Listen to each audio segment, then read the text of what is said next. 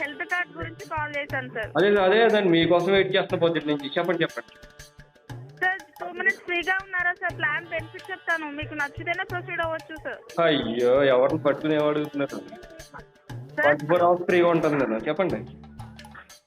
అవునా సార్? ఏం చేస్తుంటారు సార్? జాబ్ చేస్తుంటారా, బిజినెస్ చేస్తుంటారా సార్? జాబా? ఏం చేయాలో ఆలోచిస్తానండి, తొందరపడి ఏం చేయండి నేను. ఎందుకు సార్?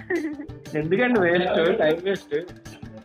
టైం వేస్ట్, మనకి ఇన్కమ్ కావాలంటే జాబ్ చేయాలి కదా సార్. నాకు ఇన్కమ్ అవసరం లేదు, ఇంట్లో వాళ్ళు పెడుతున్నారు ఫుల్గా.